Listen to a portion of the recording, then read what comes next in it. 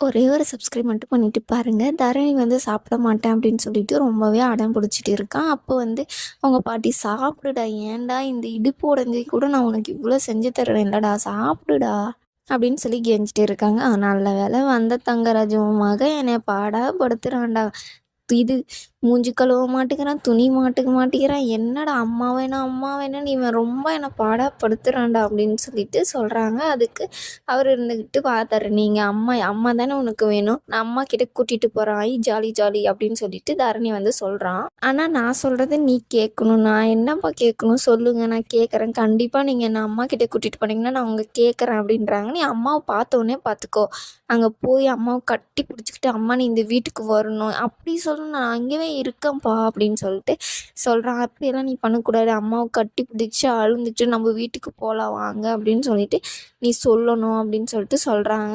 "சரிப்பா நான் அப்படியே சொல்கிறேன், உன் பையன் உன்னால் முடியாது, உன் பையனை வச்சு பண்ணுற இல்லை பாக்கியராஜ்" அப்படின்னு சொல்லிட்டு அவங்க சொல்கிறாங்க. "சரி நான் போய் வந்துடுறேம்மா" அப்படின்னு சொல்லிட்டு அவங்களும் அங்கேருந்து கிளம்புறாங்க.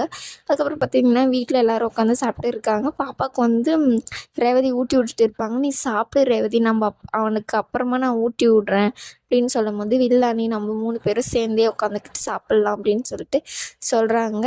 அப்புறம் பார்த்திங்கன்னா தரணி வந்து எப்படி சாப்பிட்றானோ என்ன பண்ணுறானோ, ரொம்ப அழுவானே நான் இல்லாமல் அப்படின்னு சொல்லிட்டு ரொம்பவே கஷ்டப்படுறாங்க. "நீ என் மாமா நல்லா பார்த்துப்பாருக்கா, நீ கவலைப்படாத" அப்படின்ற மாதிரி சுரேஷ் சொல்ல, பாக்கியராஜ் வந்து, "கண்டிப்பாக நாளைக்கு போய் நான் அவனை கூட்டிகிட்டு வந்துடுறேன், நீ கவலைப்படாத" அப்படின்னு சொல்லிட்டு சொல்கிறாங்க. அப்புறம் பார்த்திங்கன்னா வந்துடுவாங்க வீட்டுக்கு தரணியும் பாக்கியராஜும். தரணி வந்து ஓடி வருவான். "டேய் நில்லு நில்லு, நீ காரில் வரும்போது அப்பா என்ன சொல்லி கொடுத்தனோ அதை தான் நீ சொல்லணும், புரியுதா" அப்படின்னு சொல்லிட்டு, "இன்னொரு டைமும் நான் சொல்கிறேன், அம்மாவை பார்த்தோன்னே கட்டி பிடிச்சிக்கிட்டு நம்ம வீட்டுக்கு போகலாம் வாங்கன்னு சொல்லி நீ கூப்பிடணும், புரியுதா" அப்படின்னு சொல்லிட்டு அவனையும் கூப்பிட்டுட்டு உள்ளே போகிறாங்க. போனோடனே பார்த்திங்கன்னா, "வாங்க மாப்பிள்ளை வாங்க" அப்படின்னு சொல்லிட்டு தரணி பார்த்தோன்னே ரேவதி வந்து உடனே கட்டி பிடிச்சி அழ ஆரம்பிச்சிருவாங்க. "எப்புட்றா இருக்க" அப்படின்னு சொல்லிட்டு. சரி, தரணி வந்து என்ன சொல்லுவான்னா, அப்படியே ஆப்போசிட்டில் மாற்றி சொல்லுவான், "நீங்கள் கிளம்புங்கப்பா, நான் இங்கேவே அம்மா கூட, பாப்பா கூட, மாமா கூட, சித்தி கூட எல்லாரு கூடயுமே நான் இருக்கேன், நாங்கள் வரல" அப்படின்னாங்க. "தரணி நீ என்ன சொன்னேன் நான் உனக்கு" அப்படின்னு சொல்லிட்டு, "இல்லைப்பா சாரிப்பா, என்னை நீங்கள் எட்டு வந்து இங்கே விட்டதுக்கு ரொம்பவே தேங்க்ஸ்ப்பா" அப்படின்னு சொல்லிட்டு அவன் குட்டையவே குழப்பி விட்ருவான். அவர் பயங்கரமாக கடுப்பாகி அங்கேயே நின்றுட்டு இருப்பாங்க. பாப்பா கூட விளையாடுறதுக்கு அவன் அங்கேருந்து ஓடி போயிடுவான். "சரி வாங்க மாப்பிள்ளை உட்காருங்க பேசிக்கலாம்" அப்படின்னு சொல்லிட்டு உட்காருவாங்க.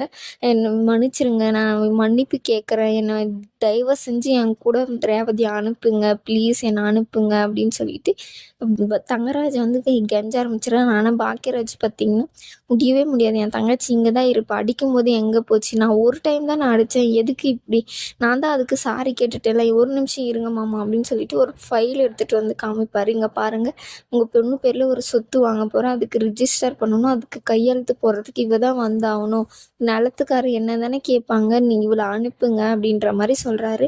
"அதில் முடியவே முடியாது" அப்படின்ற மாதிரி பாக்கியராஜ் சொல்கிறாங்க. "ஒரு நிமிஷம் இரு பாக்கியராஜ், நீ பேசாமல் கொஞ்ச நேரம் இருப்பா" அப்படின்னு சொல்லிட்டு அவங்க அப்பா சொல்கிறாரு.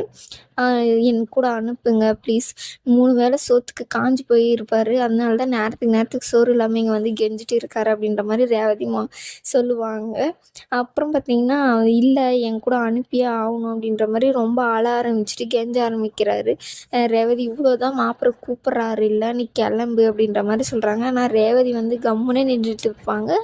பாக்கியராஜ் வந்து, "முடியாது, என் தங்கச்சி இங்கே தான் இருப்பா" அப்படின்ற மாதிரி சொல்லுங்க. பாக்கியராஜ், "வா உன்கிட்ட கொஞ்சம் பேசணும்" அப்படின்னு சொல்லிட்டு அவர் அங்கேருந்து கூட்டிகிட்டு போயிடுவார் பாக்கியராஜை. "என்னப்பா என்ன" அப்படின்னு சொல்லிட்டு, "எவ்வளோ நாளடா நீ அவளை பார்த்துப்ப" அப்படின்னா, "நான் ஆயுசு பூரா நான் பார்த்துப்பேன்" அப்படின்ற. ஏதோ தெரியாத அடிச்சிட்டாரு. ஒரு அண்ணனா உனக்கு கோவம் வருது நல்லது தான், அவன் தங்கச்சி அடித்ததுனால. ஆனால் உன்னால் ஆயுஸ்கோலாம் பார்த்துக்கிட்டு இருக்க முடியாது. நம்ம வீடு எவ்வளோ பெருசு இருக்குன்னு நீ பார்த்த இல்லை, ஒருத்தருக்கு ஒரு ரூம் கூட இல்லை, அவள் அங்கே வசதியாக வாழ்ந்துட்டு, அந்த பசங்களும் வசதியாக வாழ்ந்துச்சு, அந்த வசதி என்னால் கொடுக்க முடியும்னாலும் என்னால் முடிஞ்ச அளவுக்கு நான் கொடுக்குறேன்ப்பா அப்படின்ற மாதிரி சொல்கிறாங்க. ஆனாலும் பார்த்திங்கன்னா பாக்கியராஜ், "இல்லை என் தங்கச்சியை நான் நல்லா பார்த்துக்குவேன், என் தங்கச்சி பசங்களை நான் நல்லா பார்த்துப்பேன்" அப்படின்ற மாதிரி சொல்கிறாரு. "அதெல்லாம் உன்னால் முடியாது, பக்கத்தில் இருக்கிறவங்க என்ன சொல்லுவாங்க, எவ்வளோ நாள் நீ பார்த்துப்ப, ஒரே விஷயத்த மட்டும் நீ யோசிக்காத, நாலா பக்கமும் யோசிச்சு" அப்படின்ற மாதிரி பார்த்திங்கன்னா சொல்கிறாரு. பாக்கியராஜ் கொஞ்சம் யோசிக்கிறாரு. இதோட இந்த எபிசோடு முடியுது.